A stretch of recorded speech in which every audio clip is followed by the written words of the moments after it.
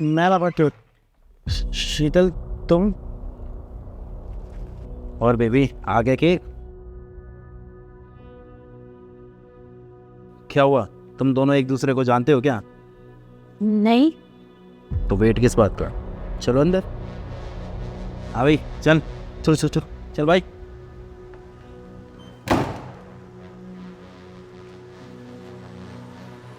शीतल, कौन था वो लड़का और क्या चल रहा है ये सब?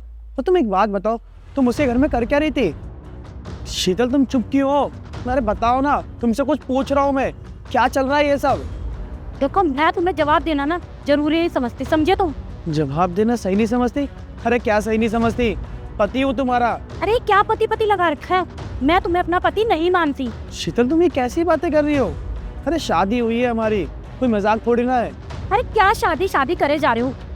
पता नहीं क्या प्रॉब्लम है, तुमको समझ नहीं आ रहा। मैं तुम्हें अपना पति नहीं मानती। शीतल क्या हो गया है तुम्हें? अजीब बहकी बहकी बातें कर रही हो यार। अगर मुझसे कोई गलती हुई है तो बताओ ना मुझे। देखो, गलती तुमसे नहीं, गलती ना मेरे से हो गई है। पता नहीं इस वक्त क्या हो गया था, दिमाग खराब हो गया था मेरा, जो मैंने तुमसे शादी कर ली थी। मुझे तो भरोसा ही नहीं हो रहा है यार कि तुम वही लड़की हो जो मेरे लिए अपने पूरे परिवार से लड़ गई थी। मुझे भरोसा ही नहीं हो रहा कि ये सब तुम बोल रही हो। अरे करते क्या हो तुम? तुमने कभी अपने आप को देखा है? काम क्या है तुम्हारा? डिलीवरी बॉय हो तुम। और हाँ, मैं ना पहले तुमसे प्यार करती थी, अब नहीं करती। अब मैं धर्मेंद्र से प्यार करती हूँ। तुमने देखा धर्मेंद्र को? उसकी ना बहुत बड़ी कंपनी है। तुम जैसे लोग ना उसकी कंपनी में काम करते हैं। तुम्हें पता है, वो मेरी सारी ख्वाहिशें पूरी करता है। मैं जो चीज बोलती हूँ ना वो मुझे लाके देता है, चाहे कैसे भी लाके दे, लेकिन लाके देता है। वो मेरे कभी ख्वाहिशों को मारता नहीं है। ये देख रहे हो तुम? पूरे 1.5 लाख का फोन है। अरे मैंने बस एक बार बोला था कि मुझे आईफोन चाहिए, उसने तुरंत लाके दे दिया। और तुम्हारी औकात भी है इसको देखने तक की। और तुम्हारे साथ जब थी ना तो मुझे एक एक चीज के लिए तरसना पड़ता था। चीज तो छोड़ो, खाने के लिए भी तरसना पड़ता था। घर का किराया दो, ये करो वो करो। देखो, साफ सीधी बात है कि मैं अब तुम्हारे साथ और नहीं रह सकती। और वैसे भी अगर मैं तुम्हारे साथ रहूंगी तो मेरा तो पूरा फ्यूचर ही खराब हो जाएगा। तुम्हें पता है, मेरी गलती थी जो 2 दिन के अटैचमेंट को प्यार समझ बैठी। कॉलेज में थी, बच्ची थी, मुझे ज्यादा नॉलेज नहीं थी, लेकिन अब समझ आ रहा है कि मैं तुमसे कोई प्यार व्यार नहीं करती थी। अरे मेरे अक्ल पे पत्थर पड़े थे जो अपने घर वालों से लड़ के मैं तुमसे शादी करी।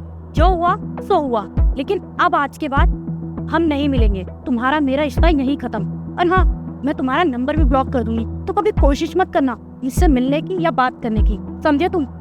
मैं चलती हूँ। शीतल मेरी बात तो सुनो। शीतल, शीतल।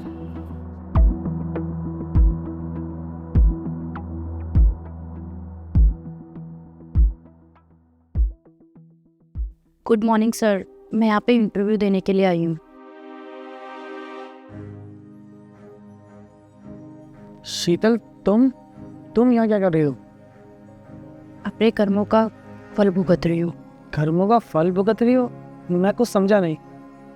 धर्मेंद्र ने मुझे छोड़ दिया, जैसे मैंने तुम्हें छोड़ा था किसी और के लिए। उसने तुम्हें छोड़ दिया? लेकिन क्यों छोड़ा? क्या हुआ ऐसा?